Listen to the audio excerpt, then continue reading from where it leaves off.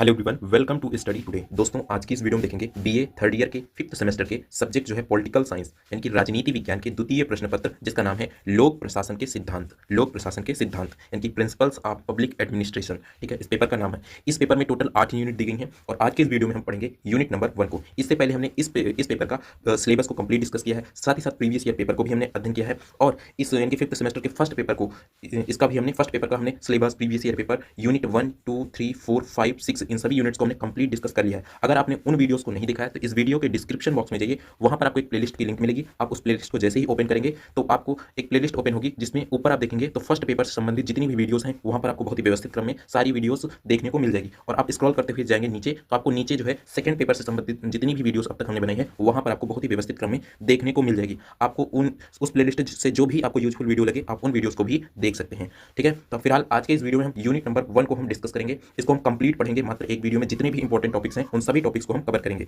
अगर आप इस वीडियो को लास्ट तक देखेंगे तो निश्चित तौर पर इस वीडियो से यानी कि इस यूनिट से जो भी प्रश्न बनेंगे आप एग्जाम में, उन प्रश्नों का आप इजीली आंसर दे पाएंगे। ठीक है, तो यूनिट 1 में हमें पढ़ना क्या है, लोक प्रशासन का अर्थ क्या है, इसके विषय में पढ़ना है। प्रकृति क्या है, किस तरीके का विषय है, इसके क्षेत्र यानी प्रकृति के विषय में पढ़ना है। और क्षेत्र, इसके स्कोप यानी कि क्षेत्र के विषय में पढ़ना है। महत्व के विषय में पढ़ना है, लोक प्रशासन का महत्व क्या है। और हमें पढ़ना है एक अनुशासन के रूप में लोक प्रशासन का विकास किस तरीके से हुआ। एक अनुशासन के रूप में लोक प्रशासन यानी कि एडमिनिस्ट्रेशन जो है, इसका विकास किन किन चरणों में हुआ, सारी चीज़ों को हम डिटेल में अध्ययन करेंगे। ठीक है, मीनिंग पढ़ेंगे, nature, scope and significance and public administration, evolution of public administration as a discipline, इसके विषय में हमें कंप्लीट अध्ययन करना है। तो चलिए आज की इस वीडियो को शुरू करते हैं। सबसे पहले हम पढ़ेंगे जो लोक प्रशासन है यानी कि पब्लिक एडमिनिस्ट्रेशन है, इसके विषय में हम पढ़ेंगे ये होता क्या है, इसके विषय में हम पढ़ते हैं। तो लोक प्रशासन जो है एक तरीके से एक व्यापक विषय है, एक व्यापक विषय है जो सरकार के कामकाज, जो सरकार के काम होते हैं, कामकाज, नीतियों के कार्यान्वयन और जनता की सेवा से संबंधित है। यह एक ऐसा क्षेत्र है जहां समाज के विभिन्न पहलुओं को प्रभावित करता है, समाज के विभिन्न पहलुओं को प्रभावित करता है, जैसे स्वास्थ्य से संबंधित, शिक्षा, सुरक्षा, आर्थिक विकास, इन सभी पहलुओं को प्रभावित करता है। तो एक तरीके से लोक प्रशासन जो है एक विषय ऐसा विषय है जो सरकार के कामकाज, नीतियों को कार्यान्वित करता है और जनता की सेवा से संबंधित होता है। यह एक ऐसा क्षेत्र है जो समाज के विभिन्न पहलुओं को, चाहे वो शिक्षा संबंधी, स्वास्थ्य, सुरक्षा, आर्थिक विकास, इन सभी को प्रभावित करता है। आगे हम देखते हैं लोक प्रशासन के एक तरीके से अर्थ क्या है। तो लोक प्रशासन का अर्थ क्या है। लोक प्रशासन दो शब्दों से मिलकर बना है, लोक धन प्रशासन। लोक प्रशासन का अर्थ सरकार के कार्यों को लागू करना है, सरकार के जो कार्य होते हैं उनको लागू करना, सरकारी नीतियों को बनाना, बजट को आवंटित करने और कानूनों को लागू करने और जनता की सेवाओं को प्रदान करने जैसी आदि गतिविधियों को इसमें शामिल होती हैं। ठीक है, लोक प्रशासन शब्द दो मूल शब्दों से मिलकर बना है, लोक और प्रशासन। ठीक है, तो एक बार पुनः देखते हैं लोक प्रशासन जो है इसका मुख्य काम क्या है। लोक प्रशासन की सरकार के जो कार्य है ना, सरकार के कार्यों को लागू करना, सरकारी जो नीतियां होती हैं उनको बनाना, बजट को आवंटित करना, कानूनों को लागू करने और जनता की सेवा करने आदि, ये सारी चीजें एक तरीके से ये गतिविधियां शामिल होती हैं लोक प्रशासन में। तो कुल मिलाकर सरकार के हित में और जनता के हित में ये एक तरीके से कार्यान्वयन करती हैं। सरकार के जो कार्य होते हैं, नीतियां जो होती हैं, बजट वगैरह आवंटन करना, कानून को लागू करना, जनता की सेवा करना आदि, ये सारे इसमें शामिल हैं। लोक प्रशासन दो शब्दों से ये बताया, लोक और प्रशासन। आगे हम देखते हैं लोक प्रशासन का उद्देश्य क्या है। तो देखिए, लोक प्रशासन का मुख्य उद्देश्य जो है जनता की सेवा करना और जो नीतियां हैं सरकार की उनको लागू करना। तो लोक प्रशासन के उद्देश्य निश्चित नियमों के अनुसार सरकारी कार्यों को निर्देशन, नियंत्रण और संचालन करना। ठीक है, आगे हम देखते हैं लोक प्रशासन की परिभाषाएं। विभिन्न विद्वानों ने लोक प्रशासन को अलग अलग तरीकों से परिभाषित किया है। कुछ परिभाषाएं इस प्रकार हैं जो आगे हम देखेंगे। ठीक है, जैसे कि लूथर गुलिक जो है उन्होंने एक परिभाषा दी है अपने माध्यम से। उन्होंने कहा कि लोक प्रशासन जो है इसका अर्थ, लोक प्रशासन का अर्थ है सरकार के कार्यों को लागू करना। तो उन्होंने यानी कि लूथर गुलिक जो है इन्होंने लोक प्रशासन का अर्थ है सरकार के कार्यों को लागू करना, ऐसी परिभाषा इन्होंने दी है। आगे देखते हैं पॉल एच लैड्ज, इन्होंने कैसी परिभाषा दी। इन्होंने कहा कि लोक प्रशासन जो है, लोक प्रशासन वह है जो सरकार करती है, एक तरीके से सरकार करती है। तो लोक प्रशासन वह है जो सरकार करती है। आगे हम देखते हैं लोक प्रशासन के विषय में। तो प्रशासन वह भाग है जो सामान्यतः एक तरीके से सामान्य जनता के लाभ के लिए होता है, लोक प्रशासन कहलाता है। ठीक है, लोक प्रशासन कहलाता है। तो प्रशासन वह भाग है जो सामान्य जनता के लाभ के लिए होता है, उसी को लोक प्रशासन कहते हैं। लोक प्रशासन का संबंध सामान्य नीतियों अथवा सार्वजनिक नीतियों से होता है। जो सामान्य नीति अथवा हम सार्वजनिक नीति, एक तरीके से सभी के लिए जो नीतियां होती है उनसे होता है। एक तरीके से अनुशासन, इसमें देखते हैं एक अनुशासन के रूप में इसका एक तरीके से अर्थ वह जनसेवा है जिसे सरकार कहे जाने वाले व्यक्तियों का एक संगठन करता है। इसका प्रमुख उद्देश्य अस्तित्व का आधार सेवा है। ठीक है, तो इस तरीके से प्रशासन के विषय में हमने देखा। अब देखते हैं प्रशासन। आपसे शॉर्ट में पूछ सकता है कि लोक प्रशासन से आप क्या समझते हैं, तो 2-3 नंबर में या फिर शॉर्ट्स में आपसे पूछ सकते हैं कि लोक प्रशासन क्या है, आप इसे क्या समझते हैं। तो आप कैसे जवाब देंगे। तो लोक प्रशासन का संबंध शासन की उन विभिन्न क्रियाओं से है जो कानून को लागू करने और सार्वजनिक नीतियों को क्रियान्वित करने के लिए संपादित की जाती है। ठीक है, वस्तुतः लोक प्रशासन के प्रशासकीय कार्यों से संबंधित है। इसका मुख्य कार्य सार्वजनिक हित के लिए आवश्यक विधि नियमों का निर्माण करना तथा व्यवहारिक रूप से प्रदान करना। ठीक है, तो आप हम लिख सकते हो लोक प्रशासन से हम क्या समझते समझते हैं तो बिल्कुल आप ऐसा लिख सकते हो कि लोक प्रशासन का संबंध शासन की उन विभिन्न क्रियाओं से है जो कानून को लागू करने और सार्वजनिक नीतियों को क्रियान्वित करने के लिए संपादित की जाती हैं। वस्तुतः लोक प्रशासन सरकार के प्रशासकीय कार्यों से संबंधित है। इसका देखा जाए मुख्य जो कार्य होता है सार्वजनिक हित के लिए आवश्यक है। आवश्यक जो विधि कानून नियम होते हैं उनको निर्माण करना, साथ ही साथ उसको व्यवहारिक रूप में प्रदान करना जनता में। ठीक है, तो ये चीज़ है। आगे हम देखते हैं लोक प्रशासन की प्रकृति क्या है, इसके विषय में हम देखते हैं। ठीक है, नेचर ऑफ पब्लिक एडमिनिस्ट्रेशन। लोक प्रशासन की प्रकृति जटिल है और बहुआयामी है। यह निम्नलिखित विशेषताओं द्वारा परिभाषित की जा सकती है। जैसे कि देखते हैं सार्वजनिक हित, तो इसकी जो प्रकृति है कि कि सभी की सार्वजनिक रूप से हित हो सके। ठीक है, तो लोक प्रशासन का मुख्य उद्देश्य जनता के हित को बढ़ावा देता है। क्या देता है? जनता के हित को बढ़ावा देता है। आगे हम देखते हैं नियम और कानून। नियम और कानून जो है लोक प्रशासन कानूनों और नियमों के अनुसार काम करती है। ऐसा नहीं है कि किसी फर्जी लोक प्रशासन के लिए जो नियम है कानून है वो जनता के हित के लिए सार्वजनिक होंगे, तो एक तरीके से लोक प्रशासन कानून और नियमों के अनुसार ही काम करता है। लोकतंत्र जो है लोकतांत्रिक देश में लोक प्रशासन जनता के जवाबदेह होता है। तो एक तरीके से लोकतंत्र अगर देश है, लोकतांत्रिक देश है, तो उसमें लोक प्रशासन जो होता है वो जनता के प्रति जवाबदेह होता है। ठीक है, आगे हम देखते हैं निरंतरता। लोक प्रशासन एक निरंतर प्रक्रिया है जो हमेशा जनता की सेवा को करते हुए आगे बढ़ती है। प्रशासन के यानी कि सरकार के जो कार्य होते हैं, नीतियों का निर्माण, ये हमेशा एक तरीके से कार्यान्वित होते हैं। बहुविधता जो है इनकी लोक प्रशासन में विभिन्न प्रकार के कार्य शामिल होते हैं। कैसे? लोक प्रशासन जो होता है इसमें विभिन्न प्रकार के कार्य शामिल होते हैं, जैसे कि नीतियों का निर्माण करना, योजना बनाना, संगठन, कर्मचारी प्रबंधन, वित्तीय प्रबंधन आदि ये सारे काम। तो बहुविधता, इसमें बहुत सारे एक तरीके से कार्य शामिल होते हैं। तो एक तरीके से इसकी एक प्रकृति है कि बहुत सारे कार्यों को करती है। तो लोक प्रशासन विभिन्न प्रकार के कार्य शामिल होते हैं इसमें, जैसे कि नीति निर्माण करना, योजना बनाना, संगठन के विषय में, कर्मचारी प्रबंधन, वित्तीय प्रबंधन आदि है। आगे हम देखते हैं लोक प्रशासन जो होता है इसकी प्रकृति कैसी है। ठीक है, तो अभी तक तो हमने प्रकृति उस सेंस में नहीं, हम अब मतलब प्रकृति जो देख रहे हैं विज्ञान की दृष्टि से, ये विज्ञान है या फिर एक तरीके से ये कला है, तो किस सब्जेक्ट के रूप में, किस विषय के रूप में हम देख सकते हैं। तो लोक प्रशासन की एक प्रकृति देखी जाए तो लोक प्रशासन एक विज्ञान भी है और कला भी है।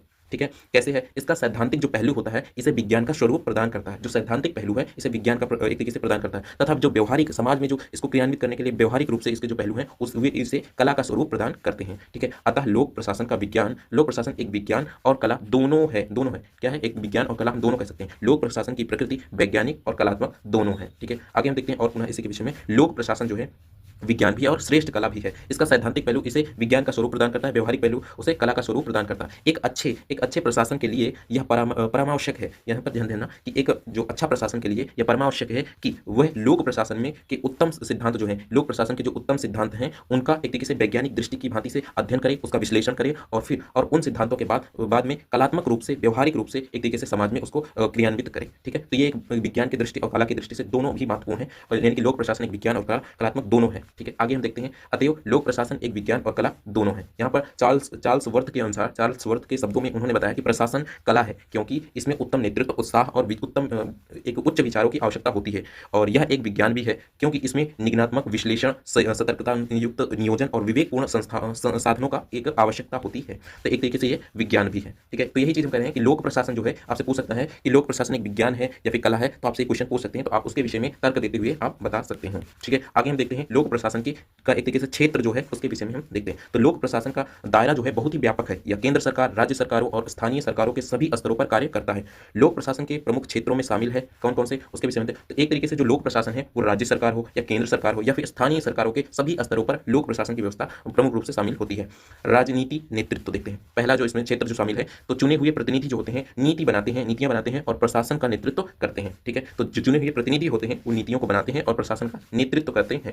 नीति निर्माण, सरकारें जो होती है विभिन्न मुद्दों पर नीतियां बनाती हैं, जैसे कि स्वास्थ्य संबंधी, शिक्षा संबंधित, आर्थिक विकास, इन सभी पहलुओं पर एक तरीके से नीतियां बनाती हैं।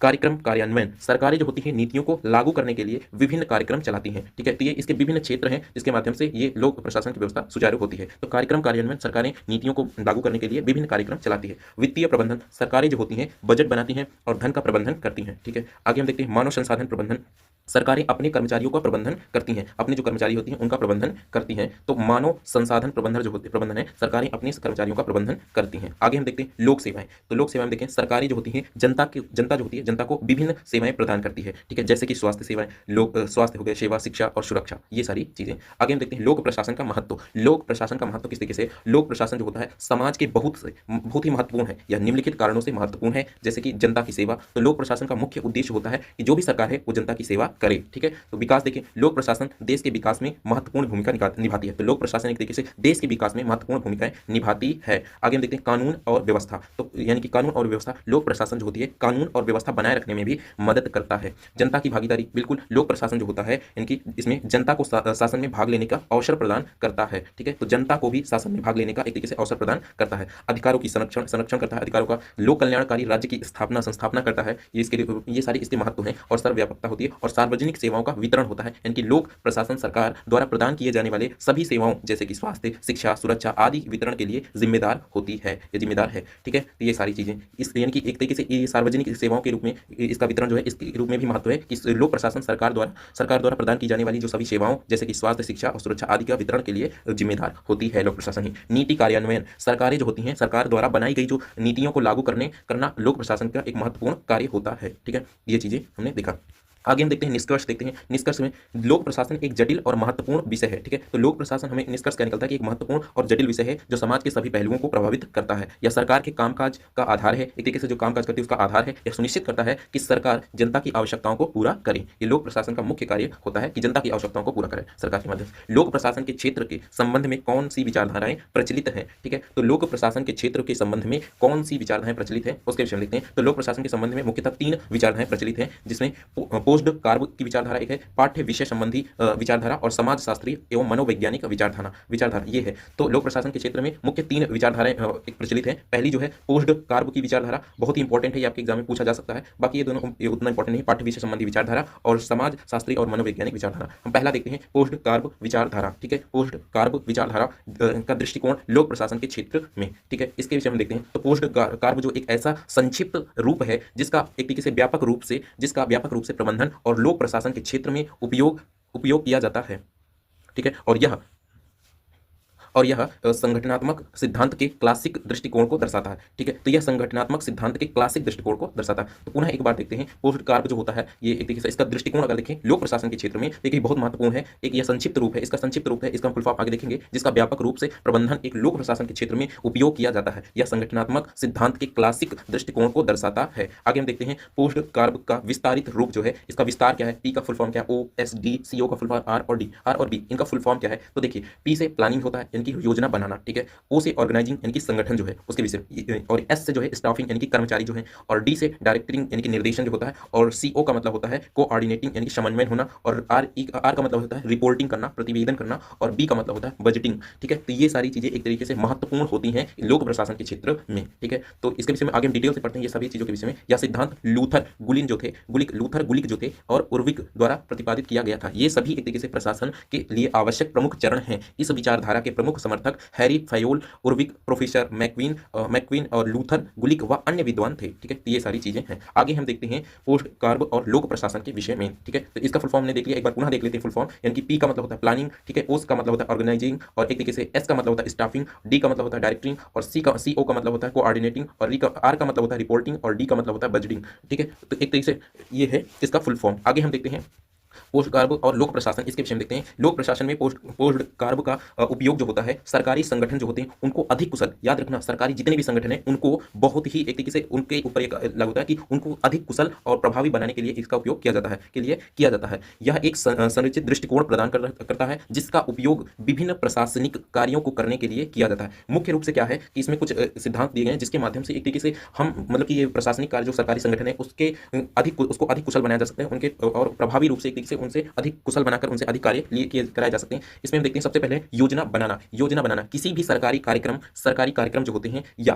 परियोजना को शुरू करने से पहले विस्तृत योजना बनाना आवश्यक है। कोई भी हम कार्य करने जा रहे हैं तो उससे पहले यह जरूरी है कि एक प्लानिंग हो, एक योजना बनाएं, उसके जरिए यानी कि विस्तृत योजना बनाना आवश्यक है। इससे क्या होगा? इससे लक्ष्य को निर्धारित करना, संसाधनों का आकलन करना और कार्यान्वयन की रणनीति विकसित करना शामिल है इसमें, ये सारी चीजें। तो एक तरीके से एक योजना बनाना बहुत ही पहले महत्वपूर्ण है जिसके माध्यम से हम अपने लक्ष्य को प्राप्त कर सकते हैं। आगे देखते हैं संगठन, फिर एक ऑर्गेनाइजेशन होनी चाहिए, एक ऐसा संगठन होना चाहिए। एक बार योजना बना लेने के बाद संगठन का निर्माण किया जाता है। क्यों संगठन का निर्माण किया जाता है? इसमें विभिन्न कार्यों को विभाजित करना, यानी कि कौन से व्यक्ति कौन क्या करेंगे, पदों का सृजन करना, अधिकार और जिम्मेदारी सौंपना शामिल है। ठीक है, तो एक तरीके से संगठन में अलग अलग लोगों को अलग अलग उनकी कुशलता के आधार पर पदों को सृजन करेंगे और साथ ही साथ उनके अधिकार, जिम्मेदारियां आदि चीजों को सौंपेगी ताकि वे कार्य को उस योजना के माध्यम से उस कार्य को अच्छे से मतलब कि कार्य कर पाएंगे। आगे हम देखते हैं कर्मचारी, फिर उसके बाद कर्मचारी जो होते हैं उनका संगठन को चलाने के लिए जो भी संगठन हमने बनाया ऑर्गेनाइजेशन, उसको हमें उसके लिए स्टाफिंग चाहिए, तो कर्मचारी चाहिए, स्टाफ चाहिए। तो स्टाफ के लिए हमें संगठन को चलाने के लिए कर्मचारियों की आवश्यकता होती है। कर्मचारियों की भर्ती, प्रशिक्षण और मूल्यांकन करना एक महत्वपूर्ण कार्य है। बिल्कुल मतलब कि एक तरीके से जो कर्मचारी है उसका संगठन को चलाने के लिए योग्य कर्मचारियों की आवश्यकता होती है। कर्मचारियों को भर्ती की जाएगी, प्रशिक्षण और मूल्यांकन करना एक महत्वपूर्ण कार्य है। ठीक है, तो और नहीं तो ऐसे कोई भी आ जाएगा। तो एक तरीके से जो कुशल है उस कार्य के लिए जो सही है, सटीक है, उसी को चुना जाए ताकि बेहतर से बेहतर कार्य हो सके। निर्देशन क्या है? निर्देशन का मतलब इसमें हम देखते हैं डायरेक्टिंग। तो कर्मचारियों को उनके कार्यों के बारे में निर्देश देना, उन्हें प्रेरित करना महत्वपूर्ण है ताकि वे मैक्सिमम कार्य करें, मैक्सिमम अपना एक तरीके से पोटेंशियल दे पाएं, एक तरीके से ज़्यादा कार्य करें। ठीक है, तो कर्मचारियों को अब एक तरीके से उनके कार्यों के बारे में निर्देशन देना, उन्हें प्रेरित करना महत्वपूर्ण है। समन्वय, विभिन्न विभागों और कर्मचारियों को के बीच समन्वय सुनिश्चित करना। जो विभिन्न कर्मचारी हैं और विभिन्न जो विभाग हैं, इनके विभागों और कर्मचारियों के बीच समन्वय सुनिश्चित करना आवश्यक है ताकि जो संगठन के लक्ष्यों को प्राप्त किया जा सके। ठीक है, तो एक साथ मिलकर काम करेंगे तो बहुत ही अच्छा रहेगा, लक्ष्यों को प्राप्त करने में बहुत ही आसानी होगी। प्रतिवेदन के विषय में देखते हैं तो प्रगति का आकलन करने और सुधार के लिए कदम उठाने के लिए नियमित रूप से रिपोर्ट तैयार करनी चाहिए। रिपोर्ट जो है एक तरीके से किस तरीके से कार्य हो रहा है, क्या कमी है, क्या कहाँ पर सुधार कर सकते हैं, तो मूल रूप से रिपोर्टिंग बहुत जरूरी है। तो प्रतिवेदन प्रगति का आकलन करने और सुधार करने के लिए कदम उठाने के लिए एक नियमित रूप से रिपोर्ट तैयार की जानी चाहिए। आगे देखते हैं बजट। तो अब देखते हैं बजट भी बनाना बहुत जरूरी है। तो बजट तैयार करना और धन का प्रबंधन करना एक महत्वपूर्ण प्रशासनिक कार्य है। तो बजट भी एक महत्वपूर्ण है। तो बजट तैयार करना और धन को प्रबंधन करना एक महत्वपूर्ण प्रशासनिक कार्य है। ठीक है, तो इस तरीके से हमने देखा कि किस तरीके से पोस्ट कार्य के जरिए लोक प्रशासन के क्षेत्र में कैसे वो कार्य कर सकता है, बेहतर से बेहतर मतलब कि जो संगठन है उससे मैक्सिमम पोटेंशियल, मैक्सिमम उसे कार्य कुशल कराया जा सके, उससे मैक्सिमम अपने लक्ष्यों की प्राप्ति कराई जा सके। ठीक है, तो ये चीजें आगे हम देखते हैं। इसमें पोस्ट कार्य लोक प्रशासन में एक महत्वपूर्ण उपकरण है। यह एक संरचित दृष्टिकोण प्रदान करता है जिसका उपयोग सरकारी संगठनों को अधिक कुशल और प्रभावी बनाने के लिए किया जा सकता है। हालांकि यह एक पूर्ण सिद्धांत नहीं है और इसे अन्य सिद्धांतों के साथ संयोजित किया जाना चाहिए। आगे हम देखते हैं, तो इस तरीके से हमने देखा।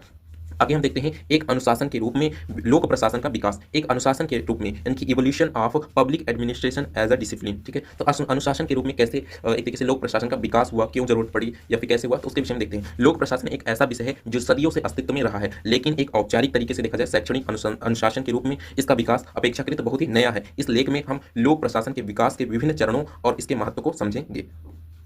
ठीक है, तो पुनः एक बार देखते हैं कि लोक प्रशासन जो है एक ऐसा विषय है जो सदियों से तो रहा है अस्तित्व में, लेकिन अगर देखा जाए औपचारिक अनुशासन के रूप में, शैक्षणिक जो अनुशासन के रूप में इसका विकास हुआ, एक विषय के रूप में जो विकास हुआ है अपेक्षाकृत एकदम मतलब कि नया है। इस लेख में हम लोक प्रशासन के विकास के विभिन्न चरणों के महत्व को समझेंगे, सारी चीजों के विषय में समझेंगे, विभिन्न चरण कौन से हैं, कैसे कैसे विकास हुआ, क्यों हुआ, सारी चीजें। तो देखते हैं आधुनिक युग, औद्योगिक क्रांति और राष्ट्र राज्यों के उदय के साथ प्रशासनिक कार्यों की मात्रा और जटिलता में वृद्धि हुई। इसने एक तरीके से व्यवस्थित प्रशासनिक व्यवस्था की आवश्यकता को जन्म दिया। ठीक है, तो एक तरीके से औद्योगिक क्रांति या फिर औद्योगिक क्रांति और राज्यों के उदय के साथ साथ प्रशासनिक कार्यों की मात्रा बढ़ने लगी, जटिलता में वृद्धि हुई, तो इससे कहीं ना कहीं एक व्यवस्थित प्रशासनिक व्यवस्था की आवश्यकता को जन्म दिया इस चीज ने। आगे हम देखते हैं लोक प्रशासन के विकास के प्रमुख कारक कौन थे। आखिर लोक प्रशासन के विकास के लिए कौन कौन से महत्वपूर्ण कारक थे। तो लोक प्रशासन को केवल एक प्रशासनिक व्यवस्था के रूप में नहीं देखा जा सकता, बल्कि यह गतिशील और विकसित अनुशासन है। यह समाज के साथ साथ लगातार विकसित होता रहता है और नए चुनौतियों का सामना करने के लिए खुद को ढालता रहता है। ठीक है, तो ये ऐसा नहीं कि एक फिक्स है, हमेशा ये समाज यानी एक तरीके से प्रशासनिक व्यवस्था के रूप में ही नहीं, बल्कि एक तरीके से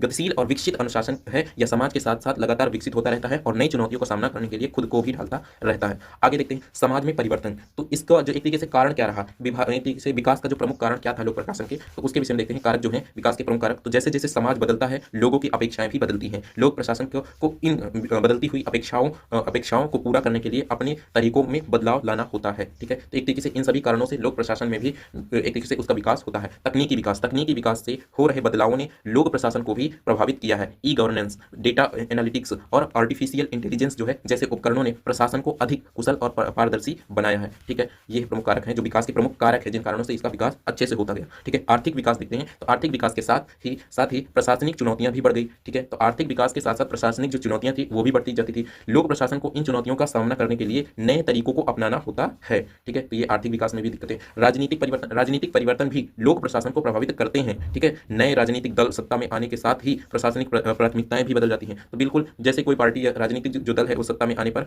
एक नई अगर राजनीतिक दल आई तो पूरा एक तरीके से प्रशासनिक जो प्राथमिकताएं हैं वो भी बदल जाती हैं। ठीक है, आगे हम देखते हैं अंतर्राष्ट्रीय संबंध। तो वैश्वीकरण के इस दौर में लोक प्रशासन को अंतर्राष्ट्रीय स्तर पर होने वाले परिवर्तनों को भी ध्यान रखना होता है। ठीक है, तो ये बहुत ही महत्वपूर्ण है कि वैश्वीकरण के इस दौर में जो लोक प्रशासन का अंतर्राष्ट्रीय स्तर पर जो परिवर्तन हो रहा है उस पर भी ध्यान देना जरूरी है, उसके अनुसार अपने आप को ढालना जरूरी है। चुनौतियां क्या है? राजनीतिक हस्तक्षेप। चुनौतियां क्या है लोक प्रशासन के क्षेत्र में विकास में? तो राजनीतिक हस्तक्षेप अक्सर प्रशासनिक निर्णयों को प्रभावित करता है। भ्रष्टाचार, बिल्कुल भ्रष्टाचार लोक प्रशासन की एक बड़ी समस्या है। नौकरशाही, नौकरशाही अक्सर लचीली नहीं होती और नई चुनौतियों का सामना करने में असमर्थ इनकी होती है। आगे देखते हैं जनता की अपेक्षाएं। तो समय दर समय इनकी बढ़ती जनता की अपेक्षाओं को पूरा करना एक चुनौती है। तो ये एक तरीके से चुनौतियां हैं विकास के क्षेत्र में, लोक प्रशासन के विकास के क्षेत्र में। अब हम देखते हैं कि लोक प्रशासन एक अनुशासन के रूप में, एक डिसिप्लिन के रूप में किस तरीके से उभर रहा है। ठीक है, तो लोक प्रशासन का एक तरीके से अनुशासन के रूप में किस तरीके से विकसित हुआ है उसके विषय में हम देखते हैं। तो लोक प्रशासन एक अनुशासन के रूप में विकास को चिन्हित करने के लिए विभिन्न क्रियाएं और मुहिमें आयोजित की जाती हैं। एक उदाहरण के रूप में एक सरकार प्रशासन निम्नलिखित कार्रवाइयों के माध्यम से अनुशासन को बढ़ावा देता है, जैसे कि कानूनी प्रक्रियाएं। सरकार जो होती है निर्मित कानूनी प्रक्रियाएं और नियमों का पालन करने के लिए सुनिश्चित करती है जिससे लोग विविध रूप से व्यवहार करते हैं और अनुशासन से बने रहते हैं। ठीक है, तो ये एक महत्वपूर्ण है कानूनी प्रक्रियाओं के रूप में। शिक्षा और प्रशिक्षण, शिक्षा और प्रशिक्षण कार्यक्रमों के माध्यम से लोगों को विभिन्न क्षेत्रों में अनुशासन की महत्वपूर्ण बातें सिखाई जाती हैं। जो महत्वपूर्ण बातें होती हैं कि किस तरीके से लोक प्रशासन के क्षेत्र में अनुशासन बनाना, अनुशासन की महत्वपूर्ण बातों को सिखाई जाती है। संविधान और नियमों का पालन करने के लिए सरकारें जो होती हैं सुनिश्चित करती हैं और व्यक्तियों को उनकी अधिकारों और कर्तव्यों के प्रति जागरूक करती है, जिससे कि एक तरीके से लोक प्रशासन जो है अनुशासन के रूप में उभरा। ठीक है, आगे हम और देखते हैं लोक प्रशासन के विकास के जो प्रमुख क्षेत्र हैं, किन किन क्षेत्रों में प्रमुख विकास हो रहा है। तो लोक प्रशासन यानी कि कर रहा है, यानी कि लोक प्रशासन का विकास किन किन प्रमुख क्षेत्रों में अच्छे से होता चला जा रहा है, जिससे कि एक अनुशासन के रूप में उभरा है। तो नीति निर्माण प्रक्रिया में अधिक से अधिक पारदर्शिता और जनता की भागीदारी को बढ़ावा दिया जा रहा है। तो एक तरीके से जो नीति निर्माण है की प्रक्रिया और नीति निर्माण प्रक्रिया में अधिक से अधिक पारदर्शिता को लाया जा रहा है और जनता की भागीदारी को बढ़ाया जा रहा है। शासन में सुधार के लिए विभिन्न प्रकार के उपाय किए जा रहे हैं, जैसे कि ई गवर्नेंस, विकेंद्रीकरण और नागरिक सेवाओं में यानी कि नागरिक सेवाओं में सुधार किए जाने। तो एक जो शासन है, शासन में सुधार करने की प्रक्रिया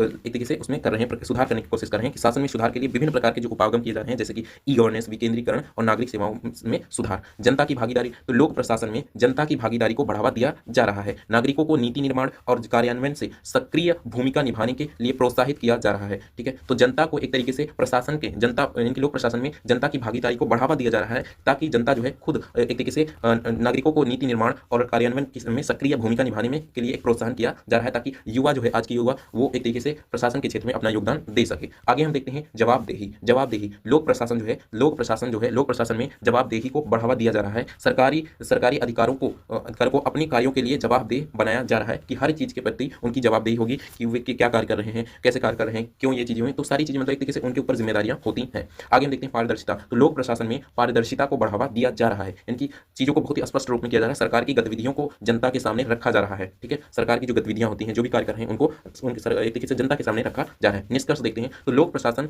एक गतिशील और विकासशील अनुशासन है। यह समाज के साथ साथ लगातार विकसित होता रहा है और नई चुनौतियों का सामना करने के लिए खुद को ढालता रहा है। लोक प्रशासन के विकास के लिए नीति निर्माण, शासन में सुधार और जनता की भागीदारी, जवाबदेही, पारदर्शिता जैसे क्षेत्रों में लगातार प्रयास किए जा रहे हैं। ठीक है, तो ये बहुत ही महत्वपूर्ण है एक तरीके से, यानी कि निष्कर्ष जो है, लोक प्रशासन एक गतिशील और विकासशील अनुशासन है। यह समाज के साथ साथ लगातार विकसित होता रहा है और नई चुनौतियों का सामना करने के लिए खुद को ढालता रहा है। लोक प्रशासन के विकास के लिए नीति निर्माण, शासन में सुधार, जनता की भागीदारी, जवाबदेही और पारदर्शिता जैसे क्षेत्रों में लगातार प्रयास किए जा रहे हैं। ठीक है, आगे हम देखते हैं लोक प्रशासन का विकास ये एक अध्ययन के विषय के रूप में किस तरीके से हुआ उसके विषय में देखेंगे। ठीक है, अभी तक तो हमने देखा अनुशासन के रूप में कैसे, एक डिसिप्लिन के रूप में कैसे विकसित हुआ। अब हम देखते हैं एक अध्ययन के विषय के रूप में कैसे लोक प्रशासन का विकास हुआ और एक अनुशासन के विषय के रूप में कैसे विकास हुआ उसके विषय में हम अब देखते हैं। ठीक है, तो यानी कि लोक प्रशासन, पब्लिक एडमिनिस्ट्रेशन का विकास कैसे हुआ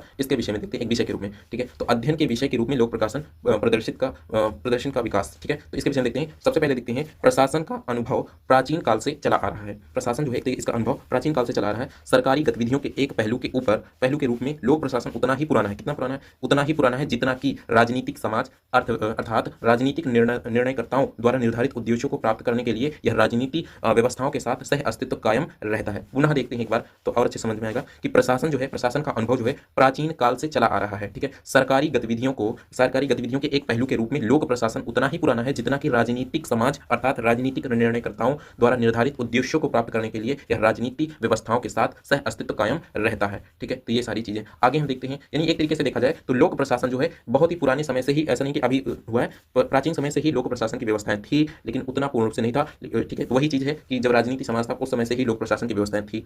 तो आगे हम देखते हैं एक क्रिया के रूप में लोक प्रशासन काफी प्राचीन है। क्या है, लोक प्रशासन जो है काफी प्राचीन है, और लेकिन अध्ययन की एक व्यवस्थित शाखा के रूप में अगर देखा जाए, अध्ययन के विषय के रूप में काफी नया विषय है, यानी कि काफी नया विषय है। हाल ही के कुछ वर्षों में इसका यानी कि अध्ययन के विषय में निर्माण किया गया है। इसका उदय वर्तमान काल में हुआ है। आगे हम पढ़ेंगे सन 1812 ईस्वी में फ्रेंच लेखक जो है चार्ल्स जीन बोनिन ने एक पुस्तक जो है उन्होंने लिखे principles of administration public use, इसको यानी कि लोक प्रशासन के सिद्धांत के विषय में एक पुस्तक लिखी, को प्रकाशन लोक प्रशासन के विषय पर अपना पहला शोध माना जाता है, उनका एक तरीके से पहला शोध माना जाता है।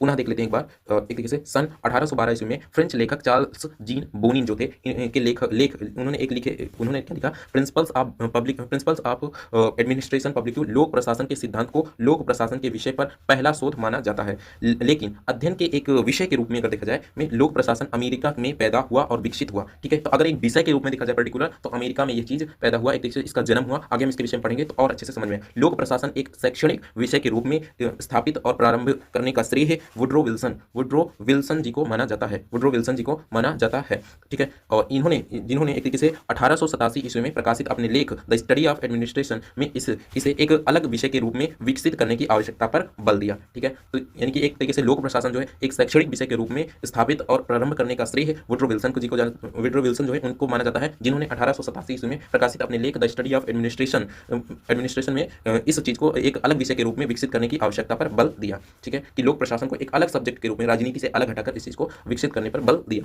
आगे देखते हैं अकादमिक अनुशासन के रूप में लोक प्रशासन का विकास कई उतार चढ़ाव से होकर विकसित हुआ, जिसे प्रमुख रूप से 5 चरणों में बांटा जा सकता है, जिसका अध्ययन हम 5 चरणों के माध्यम से कर सकते हैं। ठीक है, तो पहला चरण है, प्रथम चरण 1887 ईस्वी से 1926 ईस्वी में, जिसमें राजनीति प्रशासन द्विविभाजन या द्वैत भाव हुआ, यानी कि इसको विभाजन करने की बात कही गई कि लोक प्रशासन अलग है और राजनीति अलग है। द्वितीय चरण में क्या हुआ, 1927 से 1937 ईस्वी में प्रशासन के सिद्धांत दिए गए, लोक प्रशासन के सिद्धांतों की व्याख्या होने लगी। तृतीय चरण में 1938 से 1947 में प्रशासनिक सिद्धांतों की जो चुनौतियां थी, इसकी आलोचनाएं वगैरह कई सारी होने लगी। चतुर्थ चरण में 1948 से 1970 में पहचान का संकट होने लगा और अंततः अनुशासनात्मक अध्ययन पर बल दिया गया। एक तरीके से यानी कि उस समय सब्जेक्ट की पहचान ही नहीं हो पा रही कि लोक प्रशासन के कुछ लोग जा रहे थे, कुछ लोग राजनीति की तरफ से। तो एक तरीके से आगे हम इसके विषय में डिटेल से पढ़ेंगे, चिंता करने की बात नहीं है। और एक तरीके से पंचम जो चरण था, पंचम चरण 1971 से वर्तमान समय तक जो था, इसमें लोक नीति, परिप्रेक्ष्य, नवीन लोक प्रशासन, लोक प्रबंधन, ये चीजों के विषय में हुआ, यानी कि पूर्ण रूप से लोक प्रशासन एक नया विषय के रूप में वो उभरा। तो ये चीजें हैं। तो पुनः एक बार देख लेते हैं कौन कौन से चरण थे। तो पहला चरण था 1887 से 1926 ईस्वी में, द्वितीय चरण था 1926 से 1937 ईस्वी में, तृतीय चरण था 1938 से 47 तक, और चतुर्थ चरण था 1948 से 1970, और पंचम चरण था 1971 से वर्तमान समय तक। ठीक है, तो ये चीजें अब हम देखते हैं एक एक के विषय में डिटेल से। प्रथम चरण जो था, इसमें हम देखते हैं कि प्रथम चरण 1887 ईस्वी से 1926 ईस्वी में, 1887 से 1926 ईस्वी में यह प्रथम चरण था। इसमें क्या होता है कि यह लोक प्रशासन के अनुशासन के रूप में उद्भव का चरण था, यानी कि लोक प्रशासन जो है एक अनुशासन, एक व्यवस्थित क्रम के रूप में उद्भव होने का, इसमें उद्भव का चरण एक तरीके से प्रारंभ हो गया। इसका एक तरीके से मूलभूत विषय जो था, प्रशासन का राजनीति से विभाजन और राजनीति प्रशासन द्विविभाजन, यानी कि एक तरीके से राजनीति और प्रशासन का अलगाव करना, विभाजन करना। 1887 ईस्वी में प्रकाशित वुड्रो विल्सन जो अभी बताया, उन्होंने एक लेख लिखा द स्टडी ऑफ एडमिनिस्ट्रेशन, उसमें उन्होंने लोक प्रशासन के एक पृथक अध्ययन के विषय के रूप में प्रारंभ हुआ, जिस कारण से एक तरीके से विल्सन जी को, यानी वुड्रो विल्सन जी को प्रशासन का एक तरीके लोक प्रशासन का जनक माना जाता है। ठीक है, तो 1887 ईस्वी में उन्होंने एक पुस्तक लिखी द स्टडी ऑफ एडमिनिस्ट्रेशन, जो कि अमेरिका के थे। तो एक तरीके से अमेरिका में ही एक लोक प्रशासन का इसका उत्पत्ति हुई और वुड्रो विल्सन जी को लोक प्रशासन का जनक माना जाता है। विल्सन ने प्रशासन को राजनीति से पृथक कर, यानी कि प्रशासन जो था उसको राजनीति से पृथक किया, तथा यह तर्क दिया कि राजनीति का सरोकार नीति निर्माण से है, जबकि प्रशासन का एक तरीके से नीति निर्णयों को लागू करने से है। तो नीति को बनाना राजनीति है, जबकि निर्णयों को एक तरीके से लागू करना ये उन्होंने बताया कि एक प्रशासन का कार्य है। ठीक है, आगे हम देखते हैं। इस तरह से विल्सन ने प्रशासन के एक नए पृथक विषय का आह्वान किया और कहा कि एक संविधान बनाने से ज्यादा कठिन होता है कि उसे चलाया कैसे जाए। ठीक है, तो ये उनकी महत्वपूर्ण जो उन्होंने विश्लेषण किया उस चीज टॉपिक के विषय में बताया। इस विषय के अन्य जो प्रणेता फ्रेडरिक जे गुडनाउ जो थे, उन्होंने 1900 ईस्वी में प्रकाशित पॉलिटिक्स एंड एडमिनिस्ट्रेशन में राजनीति और प्रशासन को अलग अलग एक विषय माना। ठीक है, आगे हम देखते हैं उन्होंने क्या कहा कि राजनीति जो है राज्य की इच्छा का प्रतिनिधित्व करता है, और जबकि प्रशासन जो होता है इस इच्छा या नीति का क्रियान्वयन करता है, उसको लागू करता है। आगे हम देखते हैं तो पुनः एक बार हम देखते हैं यहाँ पर कि इस तरीके से विल्सन जी को एक तरीके से उन्होंने एक तरीके से एक नए सब्जेक्ट के रूप में आह्वान किया और उन्होंने बताया कि जिस तरीके से एक संविधान को बनाने से ज़्यादा उसको लागू करने में दिक्कतें आती हैं, उसी तरीके से ये भी राजनीति और प्रशासन बिल्कुल अलग अलग हैं। इस विषय के अन्य जो प्रणेता है फ्रेडरिक जे गुडनॉव 1900 ईस्वी में उन्होंने एक पुस्तक लिखी पॉलिटिक्स एंड एडमिनिस्ट्रेशन, यानी कि राजनीति और प्रशासन में अलग अलग इन्होंने विषय को माना। उन्होंने बताया राजनीति जो है राज्य की इच्छा का प्रतिनिधित्व करता है और प्रशासन जो होता है इस रणनीति का या इस इच्छा या नीति का क्रियान्वयन करता है। प्रशासन जो होता है लोक प्रशासन को राजनीति विज्ञान से अलग करने में एल.डी. व्हाइट की रचना जो होती है उन्होंने, यानी कि introduction to the study of public administration, उनका जो लेख है, रचना है, उसका एक महत्वपूर्ण योगदान रहा है। आगे हम देखते हैं द्वितीय चरण जो है 1927 ईस्वी से 1937 ईस्वी तक, 1927 से 1937 इसका प्रारंभ कब हुआ? 1927 में प्रकाशित F.W. विलोवी पुस्तक, उनकी पुस्तक जो थी लोक प्रशासन के सिद्धांत, प्रिंसिपल्स ऑफ पब्लिक एडमिनिस्ट्रेशन, ठीक है, पब्लिक एडमिनिस्ट्रेशन में माना जाता है, ठीक है, से माना जाता है कि उन्होंने एक तरीके से द्वितीय चरण में जो होता है उन्होंने इसकी एक पुस्तक है, तो उसमें उन्होंने क्या बताया? विलोवी का मानना था कि लोक प्रशासन के अनेक सिद्धांत हैं जिनको क्रियान्वित करने लोक प्रशासन में सुधार किया जा सकता है, ठीक है। तो विलोवी का ये मानना था कि लोक प्रशासन के अनेक सिद्धांत हैं जिनको क्रियान्वित करके लोक प्रशासन में सुधार किए जा सकते हैं। आगे हम देखते हैं इसके बाद अनेक विद्वानों यानी कि मूने तथा रैले, हेनरी फयोल, मेरी पॉर्कर, वॉलेट, लूथर गुलिक जो पहले बताया था, तथा उर्विक ने पुस्तकें लिखी। गुलिक और उर्विक ने पोस्ट कार्ब जो था उसको प्रतिपादित किया था, ठीक है, जो कि हमने पहले ही बताया था। तो ये किस चीज़ के विषय में था? एक तरीके से लोक प्रशासन के क्षेत्र में ही था। लोक प्रशासन को अधिक सुचारू और अच्छे एक कार्य उसके यानी कि संगठन के लक्ष्यों को प्राप्त करने के उद्देश्य लोक प्रशासन के क्षेत्र में इसको इस सिद्धांत को दिया गया था। आगे हम देखते हैं मान्यता इसकी क्या थी कि प्रशासन के सिद्धांत होने के कारण यह विज्ञान है। इस चरण को लोक प्रशासन में सिद्धांतों का स्वर्ण युग कहते हैं। तो एक तरीके से यह जो चरण था, इस चरण को लोक प्रशासन में सिद्धांतों का स्वर्ण युग कहते हैं, ठीक है। तो इस युग को स्वर्ण युग कहते हैं, इस चरण को, ठीक है, 1927 से 1937 ईस्वी तक। अब आगे हम देखते हैं तृतीय चरण जो था, तृतीय चरण में 1938 से 1947 तक, 1938 से 1947 इस चरण में लोक प्रशासन के सिद्धांतों को चुनौती देने का युग प्रारंभ हुआ, ठीक है। एक तरीके से यहाँ पर आलोचनाएं शुरू हो गई, तो लोक प्रशासन के क्षेत्र में ध्वंसकारी रहा, एक तरीके से क्षेत्र में ध्वंसकारी रहा, तथा इनकी आलोचनाएं होती गई और यांत्रिक दृष्टिकोणों के विरुद्ध प्रतिक्रियाएं हुई। आगे हम देखते हैं सिद्धांतों को चुनौती देने वाले रचनाओं में, जैसे कि 1938 में प्रकाशित चेस्टर बर्नार्ड ने जो उनकी पुस्तक उन्होंने प्रकाशित की, चेस्टर बर्नार्ड की जो है द फंक्शंस ऑफ एग्जीक्यूटिव, उन्होंने लेख लिखे। तो इसमें उन्होंने प्रशासन के किसी सिद्धांत का वर्णन नहीं किया, ठीक है। 1946 में हर्बर्ट साइमन जो थे उन्होंने कहावतों और किंवदंतियों की संज्ञा दी, यानी कि उसका मजाक एक तरीके से उड़ाया। रॉबर्ट डहल ने प्रशासन की कड़ी आलोचना की तथा इसे विज्ञान नहीं माना। यह चरण एक तरीके से लोक प्रशासन की चुनौती की आलोचना का रहा। तो तृतीय चरण जो था 1938 से 1947 ये जो चरण था एक तरीके से लोक प्रशासन के आलोचनाओं का चरण रहा, जबकि जबकि द्वितीय चरण जो था 1927 से 1937 का वो एक तरीके से स्वर्ण का रहा। इसमें अलग अलग सिद्धांत दिए गए किस तरीके से लोक प्रशासन के सिद्धांतों को लागू कर सकते हैं, उसको कैसे और अच्छे से बेहतर तरीके से बनाया जा सकता है। और प्रथम चरण जो था उसको एक तरीके से यानी कि जो 1887 से 1926 ईस्वी का था, उसमें एक तरीके से लोक प्रशासन का जो है इसको एक नए विषय के रूप में उभरा, इसका एक तरीके से उद्भव हुआ। आगे हम देखते हैं चतुर्थ चरण जो है 1948 से 1948 से चतुर्थ चरण देख रहे हैं ना, तो 1948 से 1970 ईस्वी में 1948 से 1970 ईस्वी में ये चतुर्थ चरण था। इस चरण में क्या होता है कि यह चरण जो है एक तरीके से यह चरण पहचान के संकट का काल रहा है, क्योंकि इसमें आगे पढ़ते हैं तो कुछ विचारक जो थे मूल विषय राजनीति विज्ञान की तरफ लौट गए, जबकि कुछ जो लोग थे विचारक वो प्रशासनिक विज्ञान की ओर बढ़े, ठीक है। और तर्क दिया कि कोई भी परिवेश जो होता है वो प्रशासन ही होता है, ठीक है। तो अलग लोगों ने तर्क दिया अपने आधार पर। कुछ लोगों ने राजनीति के विषय के रूप में राजनीति विज्ञान की तरफ गए, कुछ लोग एक तरीके से लोक प्रशासन के क्षेत्रों में गए, ठीक है। ऐसे में लोक प्रशासन के जिस विकल्प की खोज हुई वह प्रशासनिक विज्ञान, इसमें प्रशासन और राजनीति विज्ञान के बीच अवधारणात्मक संबंध स्थापित हुआ, ठीक है। तो एक तरीके से कहा जाए कि ऐसे में लोक प्रशासन के जिस विकल्प की खोज हुई, जब इस तरीके से देखा गया तो इस तरीके से खोज हुई कि प्रशासनिक विज्ञान इसमें प्रशासन और राजनीति विज्ञान के बीच अवधारणात्मक संबंध को स्थापित हुए, ठीक है, अवधारणात्मक संबंध स्थापित हुए। आगे हम देखते हैं इस चरण में लोक प्रशासन ने अपनी अलग पहचान खो दी, ठीक है। लोक प्रशासन ने अपनी एक तरीके से अलग पहचान खो दी, जिससे एक तरीके से संकट की स्थिति उत्पन्न हो गई कि इसमें ये राजनीति का क्षेत्र है या फिर ये लोक प्रशासन अलग विषय है, क्या है। तो एक तरीके से ये दिक्कत हो गई, तो उत्पन्न हो गई। इसके साथ इसमें तुलनात्मक विकास तथा नव लोक प्रशासन का प्रारंभ हुआ। आगे हम देखते हैं तो एक तरीके से चतुर्थ जो चरण था, यानी कि 1948 से 1970 ईस्वी का जो समय था, इनकी चतुर्चरण था, इसमें मूल रूप से जो सब्जेक्ट था लोक प्रशासन और राजनीति अलग अलग विषय है, ये इसमें दिक्कतें होने लगी। अपनी अपनी मूल जो बातें हैं, मूल जो उद्देश्य थे वो एक तरीके से स्पष्ट नहीं हो पा रहे थे। तो कोई इधर जा रहा था राजनीति के क्षेत्र में, कोई प्रशासन के क्षेत्र में जा रहा था। तो इस तरीके से पर्टिकुलर जो सब्जेक्ट है उसमें कहीं ना कहीं एक तरीके से पहचान में एक दिक्कतें होने लगी। आगे हम देखते हैं पंचम चरण है जो 1971 से आज तक वर्तमान समय में है। तो ये बहुत ही महत्वपूर्ण है लोक प्रशासन के क्षेत्र में ये काल। इस चरण का मुख्य विषय एक तरीके से लोक नीति विश्लेषण रहा है, क्योंकि लोक नीति उपागम को प्रशासनिक विश्लेषण में स्वीकार्यता मिल गई। एक तरीके से विश्लेषण में एक तरीके से स्वीकारता मिल गई, इनकी ये स्वीकार कर लिया गया कि हाँ एक पर्टिकुलर ये विषय है, विश्लेषण के रूप में, प्रशासनिक विश्लेषण के रूप में एक स्वीकार मिल गई। साथ ही लोक प्रशासन अंततः अनुशासनात्मक, एक तरीके से अनुशासनात्मक रूप से विकसित हुआ, ठीक है, बन गया, ठीक है। तो ये चीजें लोक प्रशासन ने इन चरणों में, इस चरण में सामाजिक प्रासंगिकता हासिल कर ली और उद्देश्य भी विस्तारित हो चुके। इस चरण के विकास में योगदान देने वाले विचार फ्रेडरिक्स और वाल्डो का नाम उल्लेखनीय है। वर्तमान में लोक प्रशासन उदारीकरण, निजीकरण, वैश्वीकरण से जुड़ गया है और ऐसे में इसमें नव लोक प्रबंधन तथा सुशासन जैसी धारणाएं भी उभरी हैं, ठीक है। तो ये चीजें हैं।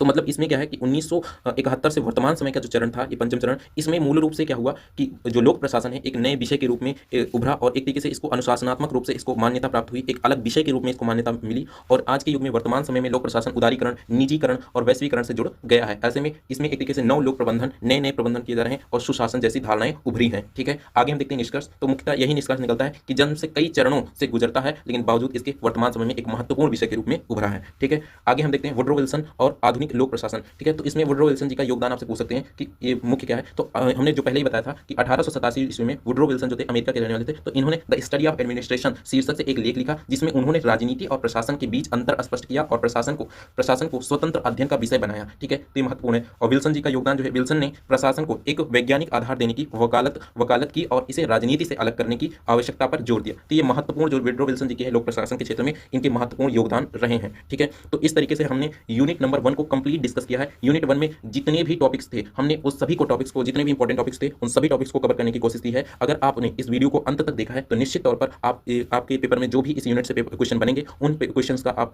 इजीली आंसर दे पाएंगे, ठीक है। तो आई होप दैट कि आपको ये वीडियो पसंद आई होगी। अगर आपको ये वीडियो पसंद आई है तो वीडियो को लाइक करें एंड चैनल पर पहली बार आए हैं तो चैनल को जरूर सब्सक्राइब करें एंड अपने दोस्तों के पास इस वीडियो को जरूर शेयर करें, ताकि उन्हें भी इस वीडियो को इनसे कमेंट करके हमें बताने की कोशिश करें ये वीडियो कैसी रही और ये वीडियोस में क्या सुधार कर सकते हैं। निश्चित तौर पर कमेंट करना, इससे हमें काफी हेल्प होती है। हम जल्द मिलते हैं किसी नए वीडियो, किसी नए टॉपिक के साथ। तब तक के लिए जय हिंद, जय भारत।